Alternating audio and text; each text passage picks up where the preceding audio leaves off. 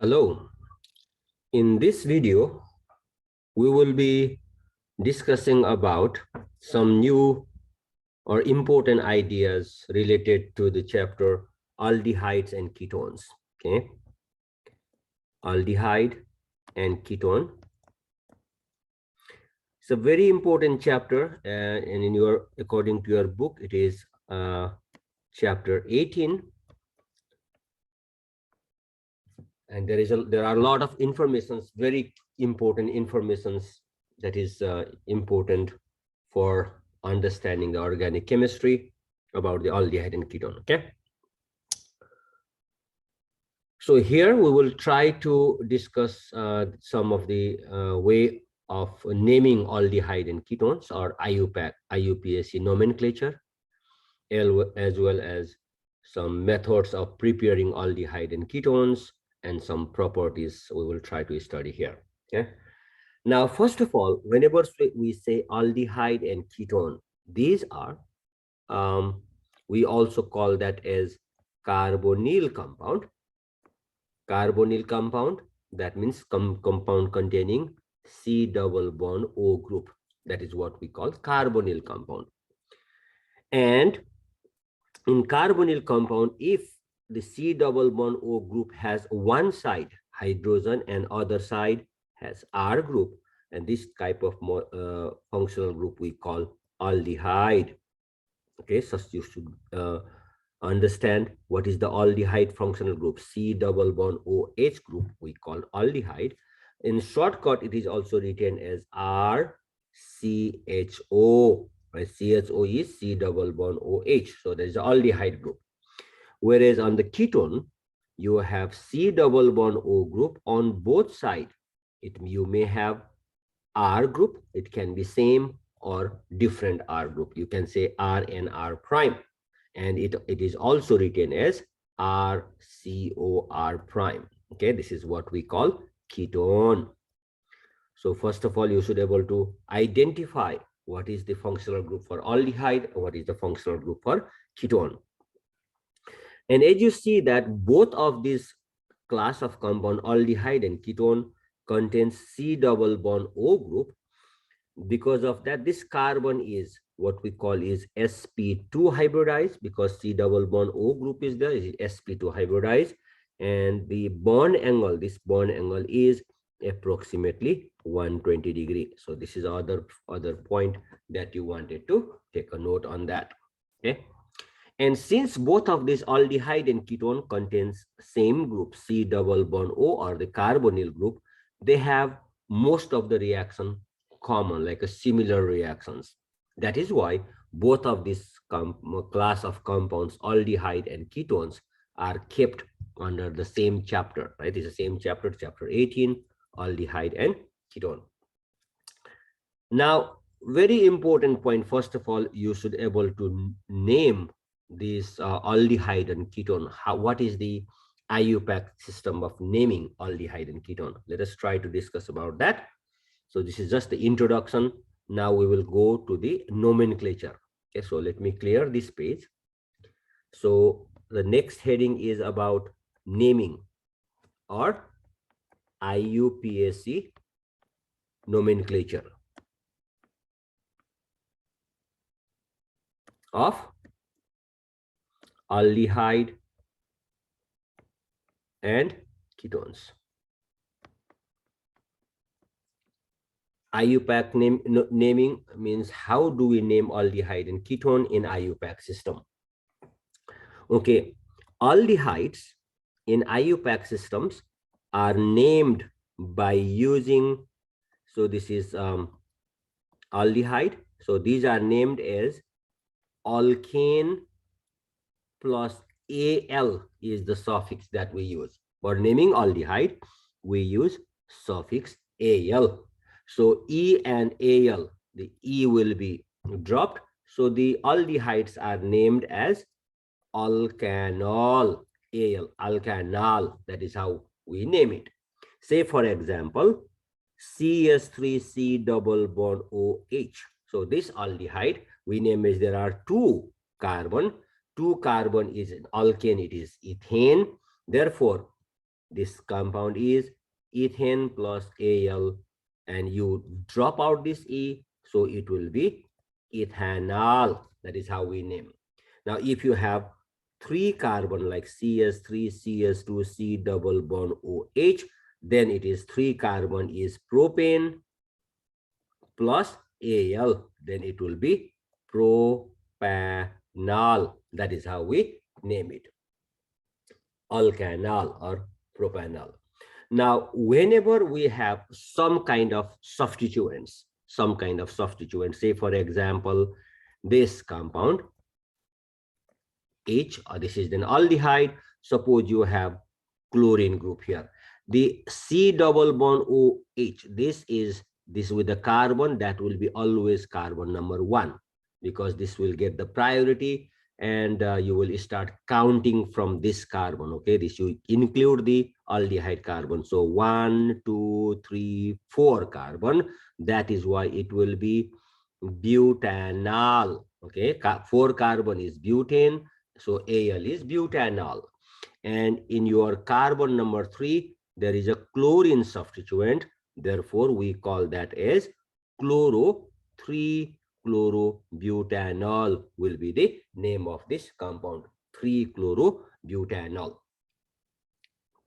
Now, here is one more point that you need to point out. So let me clear this page, and then we'll try to do one more example. Suppose if you have the aldehyde functional group, suppose like this, and you have chlorine here, you have hydroxy. Now here is the OH, this alcohol functional group also, aldehyde functional group also. Now based on alcohol functional group, which we will have to say that as OL, like ethanol, propanol, butanol. Now based on aldehyde substituent, we will need to call this compound as Al. So now what do we call that here? The aldehyde group will have higher preference. Okay, this has the highest ranking. The ranking that you have seen in chapter 10, this has the higher priority. This will have the higher priority. Therefore, in this case, OS group, we call that as the substituents, and we name this as hydroxy group. Therefore, this compound will be named as 1, 2, 3, 4. Then this is 4 carbon is butanol, and the OS group is hydroxy, and chlorine is chloro. Those will come as the prefixes. Now the prefixes are arranged based on their alphabetical order. So C comes before H, that is why 2-chloro, and here is number 3 has hydroxy, 3-hydroxy butanol is the name of this compound. That is how we name. Okay. Now sometimes you may have the functional group that has higher priority than that of aldehyde. Say for example, you have here you have carboxylic, C double bond OH carboxylic acid as the functional group, and you have aldehyde group here in this position here. Now in this case, carboxylic acid has higher priority than that of aldehyde group, and in that case this aldehyde group is named as formyl. Okay, aldehyde will be the substituents, and we call that as formyl. We will not give Al, okay, here. So this will be the oic acid. You will discuss that later in the chapter carboxylic acid also. So this will be 1, 2, 3, 4 carbon. So it is butanoic acid, and this one carbon number 3 has formyl group. So 3-formyl butanoic acid. So why I'm giving this example is because sometimes if you have the functional group that has higher priority than that of aldehyde itself, then the aldehyde group we should name it as formyl. Then it will be 1, 2, 3, 4. So it is 3-formyl butanoic acid. That is how the aldehyde compounds are named. Okay. So the next, so you may see one question about the nomenclature. So be very aware or be very comfortable with this nomenclature. Next, we will go with the naming of IUPAC, naming of ketones. So we discuss about aldehyde. Now we will discuss about the ketones. So ketones are named by using the suffix O N E is the suffix ONE, one suffix we use. So alkane and whatever, if the ketone group is present, we use that as ONE suffix and you drop out this E. So these are named as alkanone. Ketones are named as alkanone. Now you must be very aware that in ketone, you have both sides some kind of R group. It can be same or different R group. Therefore, you should realize that the ketone should have at least 3 carbons. So simplest of this R group will be the methyl group that makes at least 3 carbon in a ketone. That is also you need to be aware about. So let us see some example about the ketones and their naming. Okay, so let me clear this page first. So again, it is about naming of IUPAC, naming of ketones. So one simple example is CS3C double bond O CS3. This is the simplest of all ketones. Now you see there 1, 2, 3 carbon is there. 3 carbon is propane.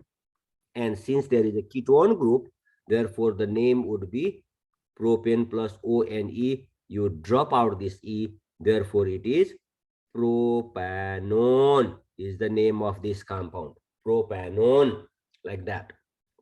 Okay. Similarly, let us see some other example. You have some kind of C double bond O group like this, and somewhere you have here CS3 group, say for example. Now we are asked to, and let's add one here, the chlorine also. You are asked to write what is the IUPAC name of this compound. Then, as you can see, 1, 2, 3, 4, 5, 6, 7, 8 carbon in the longest chain. So it is octanone. Octanone. And now you need to specify what is the position of C double bond O group. So you should start from the shortest side. 1, 2, 3, 4, 5, 6, 7, 8. So carbon number 3 has the C double bond O group. So this will be 3-octanone. Or you can also call that as octane 3-one. All right, octane 3-one. Now, the point here is we have to give this methyl and chloro as the substituents. They should be arranged in alphabetical order. Carbon number 7 is chlorine and carbon number 6 has the methyl group. So the point here is 7 chloro. They should be arranged in alphabetical order. So 7 chloro, 6 methyl,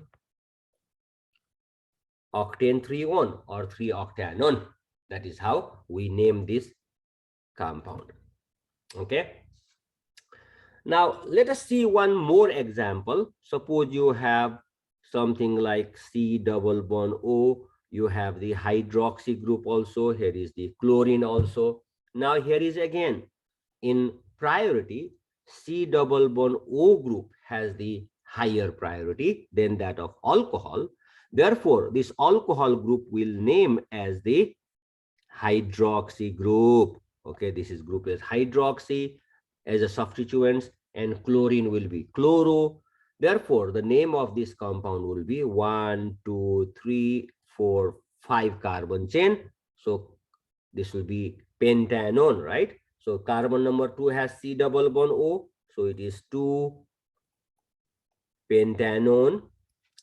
And carbon number 4 is hydroxy, 3 is chloro. So we need to arrange them in alphabetical order. Therefore, it will be 3-chloro, 4-hydroxy, 2-pentanone is the name of this compound. The cyclic compound also will have the similar pattern for naming. Suppose you have C double bond O. It is cyclopentanone. Suppose you have here is a methyl group, here is a chlorine group. Then how will we name this? So it is 1, 2, 3, 4, 5. So it is cyclopentanone. 3 has chloro, 2 has methyl. So it will be 3 chloro, that is on alphabet, it will come first. 2 methyl, cyclopentanone would be the name of this cyclic ketone. Okay, this is the nomenclature of aldehyde and ketone, and it is very important examination point of view. You may notice one question from this category, so please practice and try to do some ORAP problems related to that in nomenclature. Now, next item that I wanted to quickly discuss here in this video here is about the synthesis or preparation of aldehyde and ketones. Synthesis or preparation. And most of these reactions you have already done in your previous chapters, like either in Orgo 1 or even in Orgo 2 in other chapters. So this will, many of these reactions will be just a review, but these reactions are very important, your examination point of view, understanding point of view, and so on and so forth. Let us discuss some of those. So first, so here we are trying to discuss how to prepare aldehyde and ketone, or synthesis or preparation of aldehyde and ketone. Let me clearly clarify this one. This is again, our discussion is about aldehyde and ketone and their preparation. The first method for the preparation you have just done in chapter 10 about the alcohol, and chapter 11 about the properties of alcohol, the oxidation reaction of alcohol. So if you have primary alcohol like this, say for example, this is your primary alcohol, you can have any substituent like that, it is 1 degree alcohol, and you can oxidize that by using mild oxidizing agent like PCC, pyridinium chlorochromate. Okay, remember that PCC, which you can also write in formula as pyridinium chlorochromate. So pyridinium CrO3 is chromate, chlorochromate will be negative. Now this PCC will oxidize this primary alcohol. It will stop in the aldehyde stage. So this, it will be C double bond O and hydrogen. So this will be stopped in aldehyde stage. If you use a strong oxidizing agent, remember it will go to carboxylic acid. So primary alcohol with PCC, or you could use the Swain oxidation also, that will give to aldehyde. But if you use some kind of secondary alcohol, for example, this is your secondary alcohol, again, you got to be very comfortable in identifying whether it is primary or secondary. Okay, secondary alcohol, which upon oxidation, that will give you a ketone. Okay, so this is aldehyde, this will be ketone. And just I wanted to be aware that for the oxidation of secondary alcohol, you can use a strong oxidizing agent, like say for example, sodium dichromate and sulfuric acid. This is a strong oxidizing agent. Or you can use even the mild oxidizing agent. This is like OR, okay, be careful. Even PCC also will help to do that. So this is one way of preparing. By oxidation of primary alcohol with PCC gives aldehyde. Oxidation, be careful with that. This is the oxidation of alcohol. So you need to use either PCC or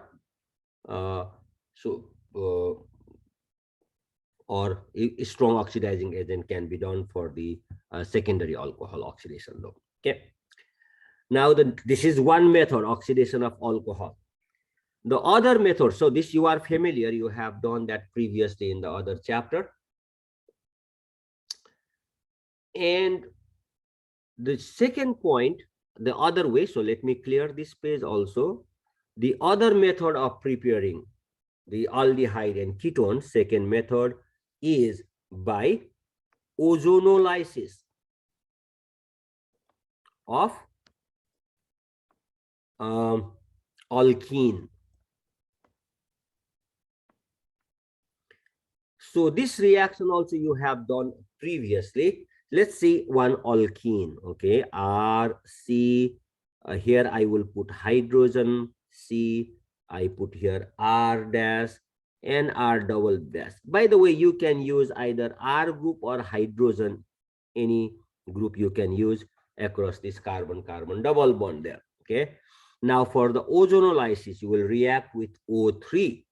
So when you do the ozonolysis, this double bond will go replace and it will form a complex called ozonoid. So how do you write that ozonoid? This carbon, you have R here, hydrogen. So this double bond will disappear.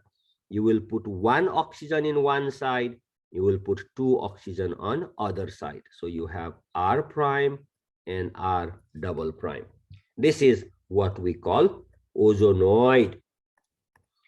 Now this ozonoid is having so many oxygen, is a powerful oxidizing agent, and it will oxidize what we call is dimethyl sulfide or DMS. It is called dimethyl sulfide. It's a very good reducing agent, dimethyl sulfide, on both sides, methyl group and sulfide. This will cleave this ozonoid in such a way that, look at that, in one side you have separated this component because you have hydrogen here. So this will result in the formation of what? H double bond O, because here is one hydrogen. So that will give you aldehyde. Plus, if you look at the other side, you have R prime and R double prime attached to the carbon. So that will result in the formation of what we call is ketone. Okay, so you see ketone and aldehyde are the product depending upon what are the substituents you have across the carbon-carbon double bond, right? If you have R and R group, that will give you ketone. If you have R and H, that will give an aldehyde. Plus, and this lonely oxygen will go with the dimethyl sulfide, that result in formation of what we call is DMSO. It is called dimethyl sulfoxide. In shortcut, it is DMSO. It's a very popular solvent. You know that it is a polar aprotic solvent. So this is how you prepare aldehyde and ketone by ozonolysis of alkene. That is another very important reaction which you are already familiar in your Orgo 1 also we have discussed in topics alkene. So this is the preparation of aldehyde and ketone by the reaction called ozonolysis of alkene. This is the number 2. Now the next method of preparing alkene is, the next one is what we call is number 3 by, you have done recently in chapter 17. It's called Friedel-Crafts acylation. Okay, so acylation reaction, this Friedel-Crafts acylation is the reaction to prepare actually it is useful for preparation of ketone. Why is that? Let's see here. For example, acylation means to introduce RC double bond O. This is called acyl group, and by reacting with what we call acyl chloride. So if we take benzene ring and react with this acyl chloride in presence of some Lewis acid catalyst like aluminum chloride, this RCOO or the acyl group will be substituted for hydrogen. So when it happens, what is the result here? You have this, and this RCO group will be attached for hydrogen in the ring. So that is how you see here. It's a ketone, that is what is generated, right? Aromatic ketone is generated by the acylation reaction. And this hydrogen will go with this chlorine there. HCl will be the product. And you have learned what is the mechanism of this reaction in your chapter 17, that you can recall that. Again, by the way, this is for the preparation of ketone by Friedel-Crafts acylation reaction. Okay. And there are other very familiar reactions for you that allow us to prepare aldehyde and ketone. So let me discuss about those two methods. That is by the what we call hydration of alkyne. Hydration means by reacting with water. Okay, alkyne. And in alkyne also we will use what we call is terminal alkyne. Terminal alkyne means those alkyne that has hydrogen at one end. This is what we call terminal alkyne. Now there are two ways of hydration, and one method will give you ketone and the other will give you aldehyde. So that is what you need to be very careful, and could be one of the question in your exam. So it's a very, very popular question. Let us take one terminal alkyne, RC triple bond CH. We can use any R group here, and remember here is hydrogen, is a terminal alkyne. Now this one, we add water across the triple bond in presence of mercuric ion as the catalyst. You can think of a mercuric acetate. So addition of water using mercuric acetate. So mercuric ion in presence of sulfuric acid. And what we are adding again? Water, H2O. So what is the consequence? This will allow you to add water across the carbon-carbon triple bond. And this, since it is the reaction in presence of mercuric ion, this will give the Markovnikov addition of water. So you have RC, the triple bond will reduce to double bond, and you will be adding water across the carbon and carbon. So OS group will go to the carbon. So hydrogen will go to the carbon with larger number of hydrogen according to Markovnikov rule, and OS group will go to the other carbon. So again, this you have learned in your chapter 9 about the hydration of alkyne. Now this product that has the carbon-carbon double bond and has the OH as the functional group on the same carbon with a double bond there. Therefore, this product we call is, because of the double bond, it is ENE, plus because of OH or the alcohol, OL is the functional group. That is why this product we call ENOL, enol. And this enol, it undergo a special type of rearrangement. You are very familiar about that. So this lone pair of electron will go to form a double bond, and this double bond will go to with the carbon, and the result here, the hydrogen will go with the carbon here with the negative charge. So that is how the result becomes C double bond O, and you have here hydrogen, hydrogen, hydrogen, and this hydrogen moved here. So this hydrogen is here. This is how you get the ketone as the product. Again, be careful, this reaction you have studied previously in previous chapter also. Okay, so this is the reaction we call this reaction is giving you as a product. What here is ketone is being the product. So if you do the addition of water using mercuric ion catalyst for the terminal alkyne, it will give you enol. which will rearrange, that is what we call tautomerization, to give you the ketone as the product. Okay. So that is for the ketone. But if you, so in this case, the addition of water takes place by what we call is the Markovnikov addition. Markovnikov, by Markov rule, the water is added. Now, if we use the addition of water by anti-Markovnikov way, so let us try to see what happens when we add the water by using anti-Markovnikov way. So let us quickly discuss about that. So this is again continuation of number 4. So I will use a new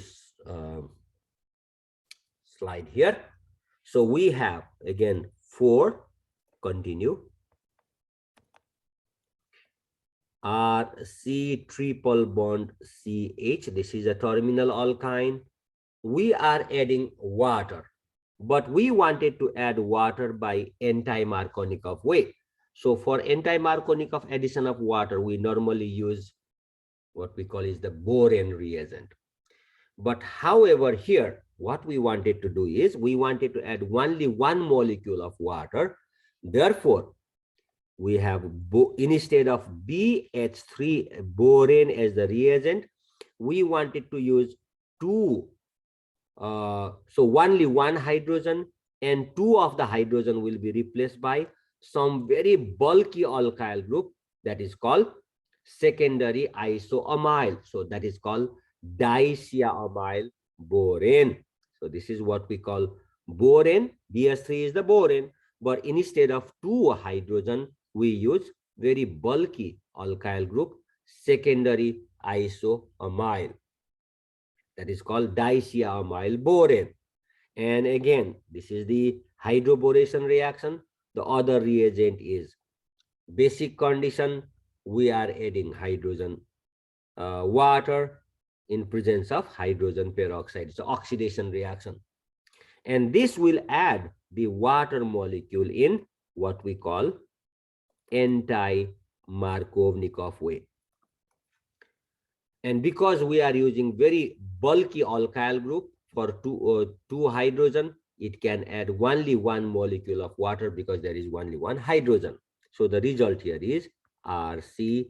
This will go to double bond H, and anti-Markovnikov way here is OS group added to the carbon and with a one hydrogen, and hydrogen is added to the carbon with no hydrogen.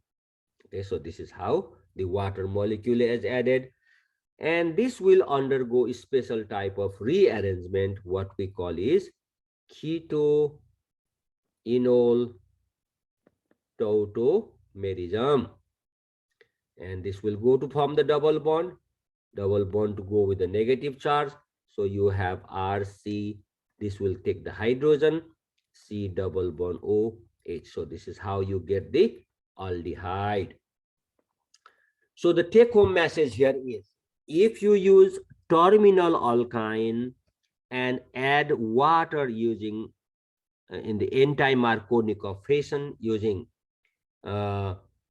disecondary isoamyl boron or dicyamyl boron, then the water will be added in anti-Markovnikov way, which will undergo ketoenol tautomerism to give you aldehyde. So this, in one way it will give you aldehyde, the other way it will give you the ketone.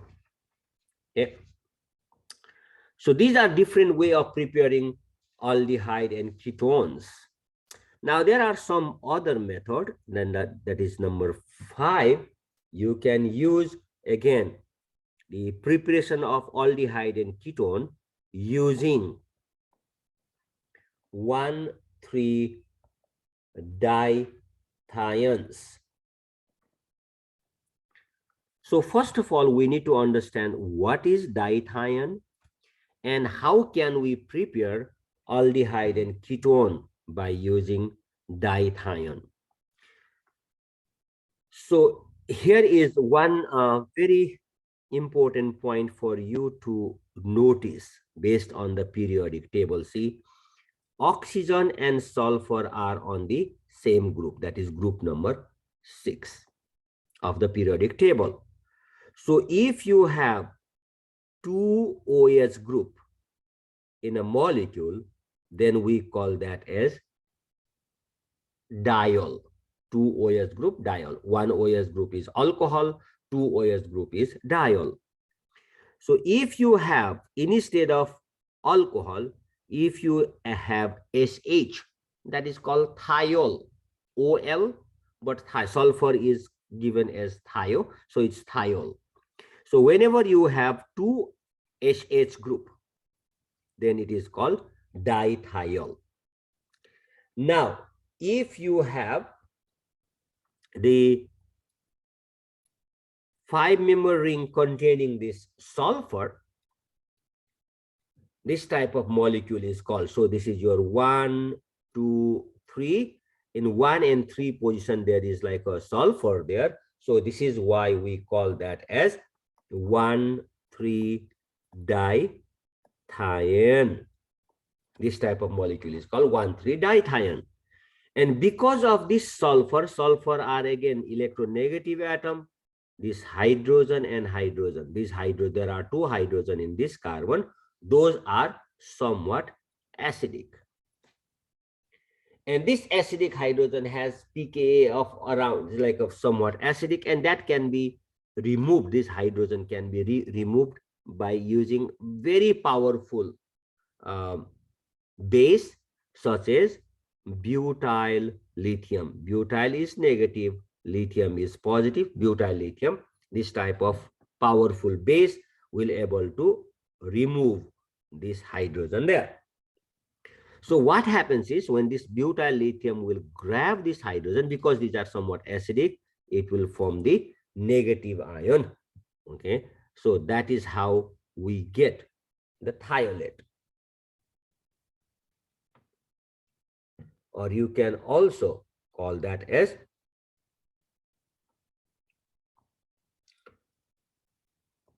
thiolate. So this will be with the negative there, one hydrogen remaining with a negative charge.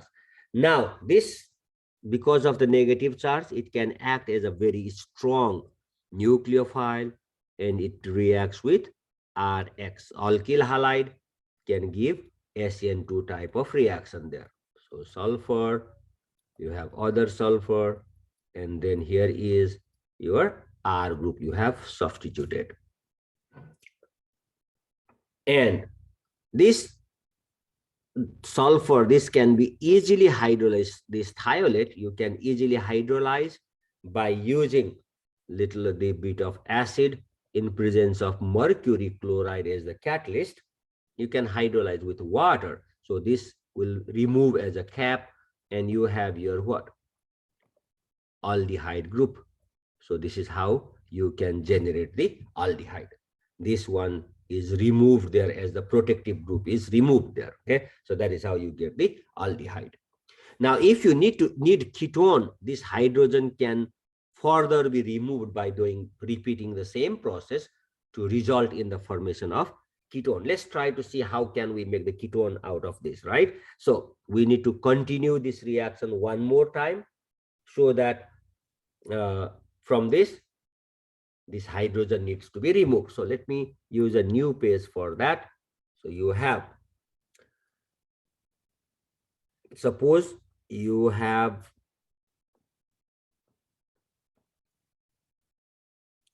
R group and one hydrogen is still remaining.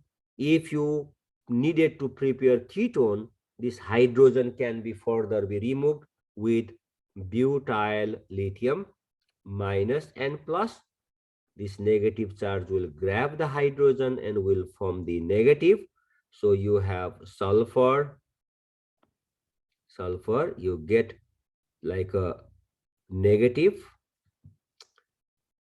and then you can put another R group by reacting with, suppose, alkyl halide.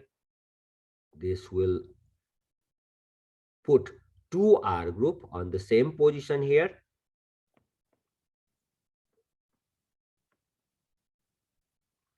which can be hydrolyzed, then all will produce here is